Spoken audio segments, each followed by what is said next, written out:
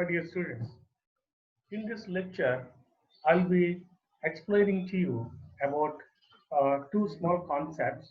One is bioaccumulation and the other one is biomagnification. So bioaccumulation is a gradual accumulation of substances such as pesticides or other chemicals in an organism. So it occurs when an organism absorbs a substance at a rate faster than that at the substance is lost by catabolism and excretion. So that means more is going in than is coming out. So that's the reason why the accumulation of these toxic substances takes place. The longer the biological half-life of a toxic substance, the greater is the risk of chronic poisoning. For example, tetraethyl lead.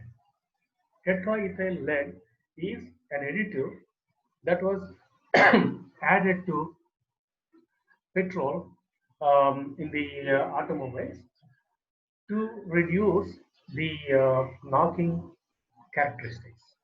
So they wanted to reduce the knocking characteristics of petrol in the engine. So uh, they add this substance, tetraethyl lead, which reduces that problem. But from the exhaust, this lead comes out. So and it gets into the atmosphere, and it gets into our body through our lungs, and that used to cause a lot of health problems. So that's why it was banned. So heavy metal poisoning takes place by bioaccumulation.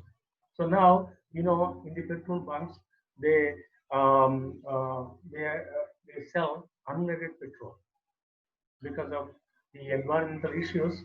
Tetraethyl lead is actually banned. And now DDT. DDT is a pesticide. So that was very widely used before. So, and these are lipid soluble substances. So that means they are soluble in fat. So when fat tissues are used for energy, the compounds are released and they cause acute poisoning. So poisoning occurs because of the accumulation of um, these toxic substances like pesticides and heavy metals in the body. And now let's take a look at the another concept called biomagnification. So what is biomagnification?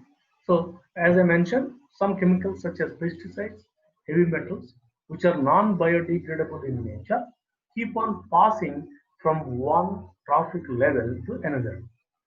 So in the food chain, we have different trophic levels, starting from producers to herbivores to carnivores.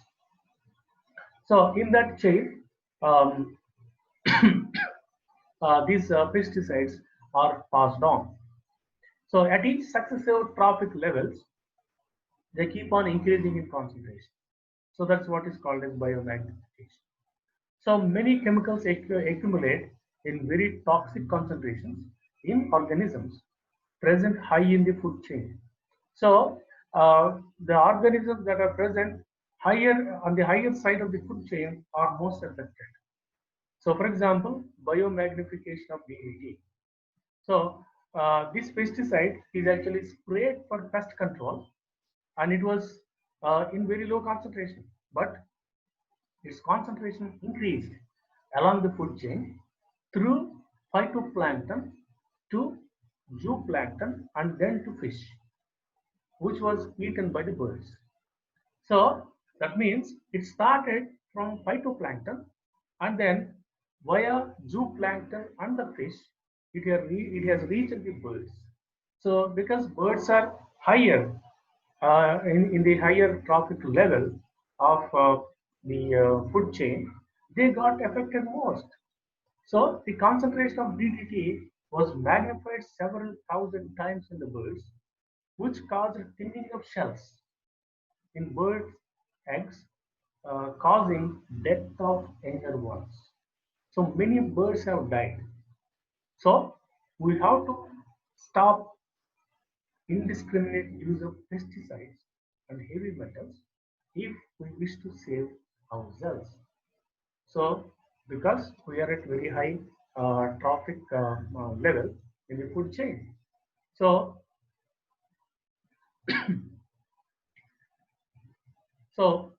it's this is how we have to be concerned about our environment because it is going to hit us directly.